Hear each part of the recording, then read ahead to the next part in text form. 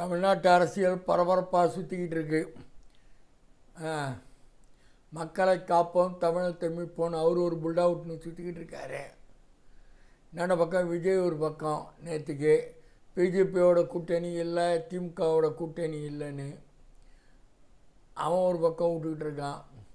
இதெல்லாம் இருந்தால் இதுக்கு நடுப்புற எல்லா திமுக கூட்டணி திருமாவளவன் உடைக்கணும், வைகோ உடைக்கணும்னு முயற்சிலாம் பண்ணுறாரு. அதெல்லாம் வேலைக்கு ஆகாதுன்றது கன்ஃபார்மாக ஸ்டெப்புனாக இருக்கிறாங்க.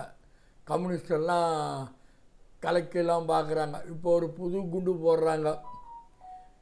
விஜய்க்கு சென்ட்ரல் மினிஸ்டர் கொடுக்க போகிறாங்களாம். நம்ம எதுவுமே இல்லாமல் 6 மாதத்துக்குள்ளே தேர்ந்தெடுக்கலாம். ஒரு இணை அமைச்சராக கொடுத்தா 6 மாதத்தில் மந்திரி ஆகிடலாம். அவ்வளோ பெரிய ஆளாக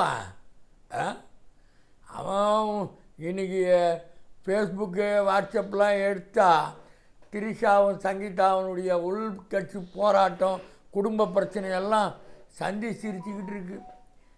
அரசியலுக்கு வராது வரைக்கும் விமர்சனம் வராது. அரசியலுக்கு வந்தால் கற்பனை கெட்டாத லெவலுக்கு விமர்சனங்கள்லாம் வரும். அது மாதிரி வந்துக்கிட்டு இருக்கு. அது ஒரு பக்கம் போய்கிட்டு இருக்கு. இதெல்லாம் எதிர்கட்சிங்க, ஆளுங்கட்சிங்க, எதிர்கட்சிங்கன்னுடைய தூண்டில்லாம் ஏதோ போட்டுக்கிட்டு இருக்கு. ஆனால் திமுகவினுடைய பெரிய பலமே எதிர்கட்சிக்கு பலகீனமாக இருக்கிறது. மரவட்டி ராம்தாஸ், மரவட்டி அன்புமணி, பாமக அன்புமணி, பாமக ராம்தாஸ், இவனுங்க ஒரு பக்கம் அடிச்சுக்கிட்டு இருக்கானுங்க. ஏதாவது 2 உடச்சி எப்படியாவது கூறு போட்டணும் பிளான் பண்ணி சுற்றிக்கிட்டு இருக்கு. இந்த பலகீனத்தை பயன்படுத்தி பலமாக ஆனால் கூட்டணி கட்சியான திமுகவுக்கு மிகப்பெரிய மைனஸ் ஒன்று இருக்குது.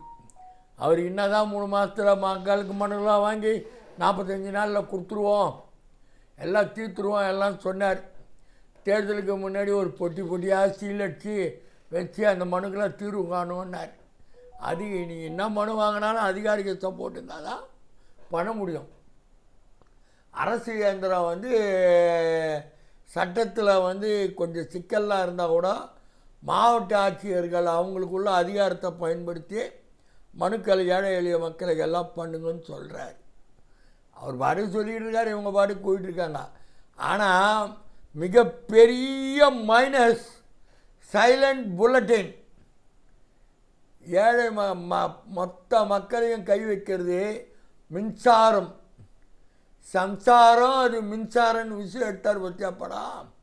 அந்த மாதிரி திமுக கட்சிக்கு பெரிய எதிரிய மின்சாரம். மின்சாரத்தில் கமர்ஷியல் தான் ஏற்றுவோன்னு சொன்னாங்க. ஆனால் டொமஸ்டிக்கு ஏறி போச்சு. வீடு வாடகைக்கு இருக்கான் பாரு, அவனுக்கு கூட அவன் தலைமையில ஒரு 500 750 மாதம் குட்டி போடுது. குறைஞ்சபட்சம் அவன் 500 750 கட்டியிருந்தா இன்னொரு 500 750 கூடுதலாக கட்ட வேண்டியது வரும். ஆக மொத்தத்தில் நீ 1000 வீடு கூட பொம்பளைங்களுக்கு கொடுத்தாலும், ஏழை நீ கேட்டுக்கிற மாதிரி ஏழை குடிசுங்களுக்கு கொடுத்தாலும் 1000 நீ எவ்வளோதான் கொடுத்தாலும் நீ தலைமையில கை வச்சிட்ட. ஆமாம், கட்டடங்கள் வீடுங்க இருக்கிறவங்க, நல்ல ஏசி கார் லக்ஸுரியாக இருக்கிறவங்களுக்கெல்லாம் வீட்டு வரி ஆப்பு வைக்கிற 6% வருஷத்துக்கு இன்க்ரீஸுன்னு. அதுவும் சென்னை மாநகரத்தில் ஐயோயோயோயோயோயோயோ எவ்வளோ வரிடாப்பா. எவ்வளோ வரி கொள்ளை அடிக்கிறானுங்க. சென்னை மாநகராட்சியில் ஒர்க்குங்களை பேக்கேஜ் பேக்கேஜ் பேக்கேஜ் அடி போட்ட ரோடு, போடாத ரோடு, நல்லாகிற ரோடு எல்லாத்தையும் அடி பேக்கேஜ் அடி வளர்றாங்க. பணமே இல்லை, சம்பளத்துக்கே துட்டு இல்லைன்னு திவால் ஆகுது. கான்ட்ராக்டுக்காரன் 1000 கோடிக்கு டெண்டர் விட்டால் கூட 15% கமிஷனும் கொண்டு போய் கொடுத்து வேலை வாங்கிடுறான், ஊற வச்சிட்றான் பில்லுங்க ஒர்க்குங்களை வாங்கி. மழை முடிஞ்ச பிறகு வெள்ளத்தில் ரோடு டேமேஜ் போட்டு வாகா. அப்படி தான் நடந்துருக்குது எல்லா இடத்துலையும். ஆனால் எல்லா வகையிலையும் ஸ்டாலின் ஸ்டாலின் ஸ்டாலின் ஸ்டாலின் அப்படின்னு தமிழகம் முழுக்க பரவலாக பேசினாலும், கட்சி பணிகள்லாம் ரொம்ப ஈடுபட்டாலும், எய்ட்ஸ் கேன்சர் மாதிரி ஆயிடுச்சு இன்னைக்கு. சைலண்ட்டாக வேலை நடக்குது. மக்கள் மௌன புரட்சியில் எடுக்க போகிறாங்க. அதுதான் நடக்க போகுது பாரு. இதுதான் நடக்க போகுது.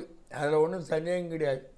நானும் பரவலாக பேசிக்கிட்டு வர்றதில் எனக்கு வர தகவலுங்கள்லாம் ஒவ்வொருத்தரும் ஒவ்வொரு மையா இதெல்லாம் நீ சொல்கிறதுக்கு இல்லையான்றாங்க. வாஸ்தவந்தான். மின் கட்டணம் சைலண்ட்டாக ஏறிடுச்சு.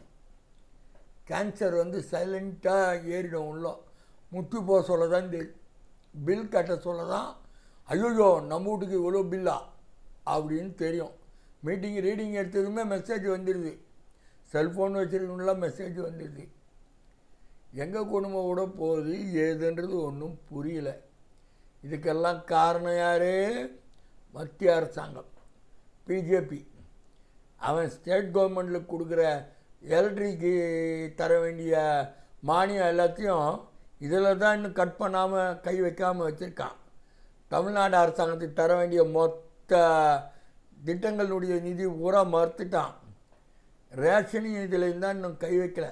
ரேஷன்லேயே ஏதோ படிப்பாய் தான் முட்டுனுங்கிறான். மொத்த அலாட்மெண்ட்டும் கொடுக்கல. நபார்ட் பணமும் பாதி ஆக்கிட்டான். 100 நாள் வேலை திட்டமும் பாதி ஆக்கிட்டான் தமிழ்நாட்டுக்கு. அவன் முடிவு பண்ணிட்டான், தமிழ்நாடு மக்கள் ஓட்டு போடலடா, எதுக்குடா அவங்களுக்கு நம்ம தரணும். அதை தான் எடப்பாடி சொல்கிறார், நாங்கள் ஆட்சிக்கு வந்தால் மத்திய அரசாங்கத்திலேருந்து எல்லாத்தையும் வாங்கணும். நீ ஆட்சிக்கு வந்தால் ஏற்கனவே அடமானம் வச்சு விற்று முடி அவனுக்கு தாராவதி பிஜேபிக்கு எல்லா மக்களையும் அடமானம் வச்சேன். மீண்டும் ஆட்சிக்கு வந்தால் நான் தான் ஆட்சிக்கு வருவேன், நான் தான் கூட்டணி தலைவர், நான் தான் முதல்வர்னு சினிமா படத்தில் வடிவேல் சொல்லுவான். நான் தாண்டா ரவுடி, நான் தாண்டா ரவுடி, நான் தாண்டா ரவுடின்னுவான். அந்த மாதிரி நான் தான் முதல்வர், நான் தான் முதல்வர்னு மென்டலாகி கட்டிங் கிடக்கிறார். ரைட், சந்தோஷம். அவருடைய ஆதங்கம், அவருடைய கட்சி தேர்தலில் நின்று ஜெயிச்சு சிஎம் ஆனாக்கா அவனுடைய கஷ்டம் தெரியும். சசிகலா காலில் தவழ்ந்து வந்து முதல்வர் பதவியை அனுபவிச்சிட்டார். அதில் வந்து கலைஞரை மிஞ்சிய எடப்பாடி, அரசியலில் கலைஞரை மிஞ்சிய எடப்பாடி. அதுக்கும் ஒரு இது வேணும். கடைசி நேரத்தில் பிஜேபி கழட்டி விட போகிறார். விஜய் தனியாக நிற்க போகிறான்றான். விஜய் தனியாக நிற்க போகிறன்ற காலத்தில் நேற்று கூட வந்து செயற்குழுவில் வந்து கொக்கரிக்கிறார். அவங்க குடும்ப பிரச்சனை ஒரு பக்கம் இருக்குது. எப்படியும் அவரையும் லாக் பண்ணுவாங்க. கடைசியில் பாரு அதான் நடக்க போகுது. ஒன்று அவரை லாக் பண்ணுவாங்க, இல்லை அவரை தனியாக விட்டுருவாங்க. வாக்கண்ணா வா வா வா வா, நீ தனியாக நின்று வான்னு எல்லாம் சேர்ந்து விட்டுற போகிறாங்க. அதுதான் நடக்க போகுது. எது இருந்தாலும் மக்கள் பாதிப்பு உள்ளானது. அனைத்து தரப்பு மக்கள் 75% மக்கள் பாதிப்படைகிறது. மின்சாரம் பயங்கரமாக போயிடுச்சு. அது வந்து சென்ட்ரல் கவர்மெண்ட்டால் தான், நீ எனக்கு ஓட்டு போடல, நீ எனக்கு நிதியை வந்து நான் கட் பண்ணுறேன், மானியத்தை வாங்கலன்னா மானியத்தை கட் பண்ணிடுவான் ஏற்றலனாக்கா. அந்த மாதிரி ஒரு சுருக்கு கயிறை கொண்டாந்து நிறுத்திட்டான். அதுக்கு வேறு வழி இல்லை, தமிழ்நாடு அரசாங்கம் பண்ணி தான் ஆகணும். இதெல்லாம் வந்து பாமர மக்களுக்கு தெரியாது. மின்சார பில் ஏறிவிட்டது கோவிந்தா அப்படின்னு தான் சொல்லுவாங்க. இருந்தாலும் இவ்வளோ இப்போ பிரச்சனைகளுக்கு நடுப்புற இவங்க நீந்தி வரணும். நீந்தி வருவாங்களான்னு பார்ப்போம்.